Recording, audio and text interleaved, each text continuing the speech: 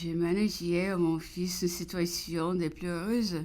J'ai levé précisément pour lui, à l'école nouvelle, la nombreuse classe des auditeurs au Conseil d'État, leur éducation finie à leur âge venu et usant, un beau jeu, relever tous les postes de l'Empire, fort de nos principes, des exemples de leurs dévanciers et suffisant, trouver tous, à 15 ans des plus que mon fils, ce qui le passait précisément entre deux générations et tous leurs avantages, la maturité, l'expérience et la sagesse, au-dessus la jeunesse, la célérité, la prestesse au-dessus.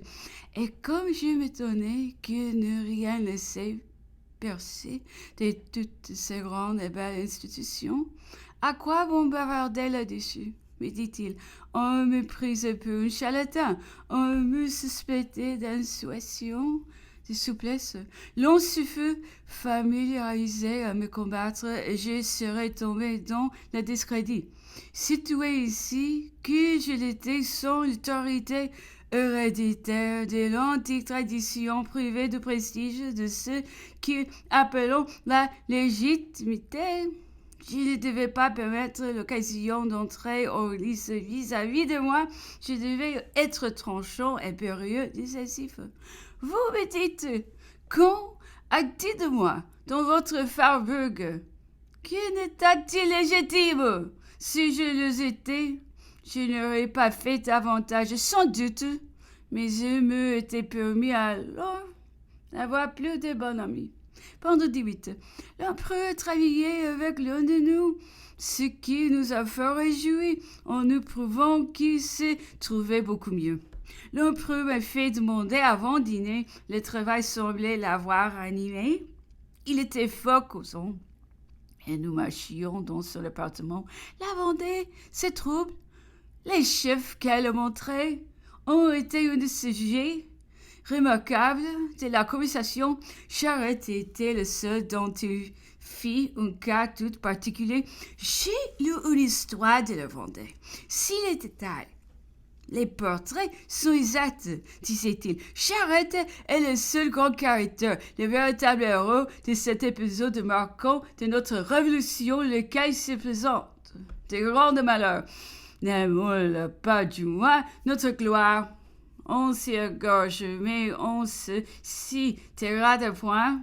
On y reçoit des sécures de l'étranger, mais on n'a pas la honte d'être sous sa bannière et d'en recevoir un salaire journalier pour n'être que l'exécuteur de ses volontés. Oui, a-t-il continué, Charette me laisse l'impression d'un grand caractère. Je lui vois faire des choses d'une énergie, d'une audace peu commune. Il laisse percer du génie.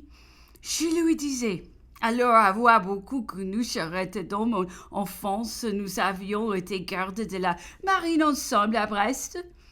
Nous y avions partagé longtemps la même chambre, mangé à la même table, et il avait fort surpris. Par ses exploits et ses brillantes carrières, de ceux de nous qui avions été liés avec lui, nous avions jugé Charette assez commun, des peu d'instruction, entier, atrabilaire et surtout extrêmement indolent. Pas un de nous qui n'eût le condamné à demeurer dans la foule des insignifiants. Il est bien vrai qu'à mesure qui prenait de l'éclat, nous nous rappelions et nous aimions à faire ressortir.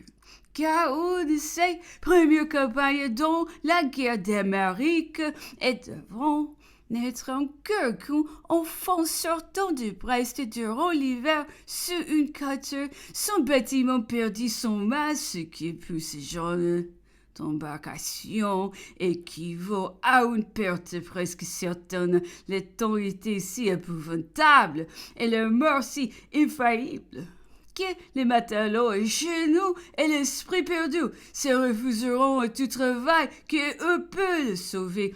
Les gardes de la marine, Charette, malgré son extrême jeunesse, ont eu un peu contraindre les autres à travailler. Il parvint, en effet, par ce terrible exemple, à décider tout le reste, et l'on sauva le bâtiment. Eh bien, voyez, disait l'empereur, le vrai caractère se toujours dans les grandes circonstances. Voilà, en effet, la tencelle qui signala les héros de la Vendée. Il ne faut pas toujours s'y méprendre. Il était demeuré dont le réveil est terrible. Cléber aussi était d'habitude endormi, mais dont l'occasion est toujours besoin. Il avait le réveil du lion. Je jutais avoir une fois entendu raconter à Charette qui, dans un certain moment, élan spontané, les matelots du carré s'étaient écriés d'une voix commune qui faisait vœu aller en chemise et pieds nous porter au siège à Notre-Dame des Recouvrance, portion de Brest. Si elle obtenait le salut, et vous en croyez, ce que vous voudrez, nous ajouter naïvement Charette, mais il est des filles qu'à peine ils auront fini de prononcer leur prière, que le vent tomba subitement, et qui de cet instant commenceront nos espérances de salut. Les matelots retenus, l'officier en tête, accompliront devotement le vœu. Du reste, disais-je, ce ne fut pas la seule circonstance miraculeuse du petit gâteau. On était au mois de décembre, la nuit fort longue et des plus obscures. On se savait au milieu des récessifs, mais privé du moins et de toute sécurité nautique. On flottait à l'aventure, en attendant de salut que tout s'y aille quand on entendit le son d'une cloche. On sonda et, trouvant très peu de fond, on jeta l'ancre. Quelle ne fut pas, au point du jeu, la surprise et la joie de se voir à l'entrée de la rivière de l'Indero. La cloche qu'on avait entendue était celle de la paroisse voisine où le bâtiment avait merveilleusement traversé les innombrables écueils dont estimait l'entrée de Brest. Il avait enfilé le goulet, passé à travers de 3 ou 400 voiles qui couvraient le rade et étaient. Mais nous trouvions un abri précisément à l'entrée d'une rivière sur un point calme et tout à fait à l'écart. Voyez, disait l'empereur, toute la différence du tâtonnement des hommes à la marche assurée et franche de la nature. Ce que vous étonnez si fort devait arriver très probablement qu'avec toutes nos connaissances humaines, les troubles, les erreurs de nos sens, nous ont amené les naufrages du bâtiment au travers des temps, des chances malheureuses, la nature l'a sauvé sans hésitation, la marée sans essaiser, et la force du courant l'a conduit sans péril. Précisément au milieu de chaque chenal, de la sorte il ne pouvait pas périr.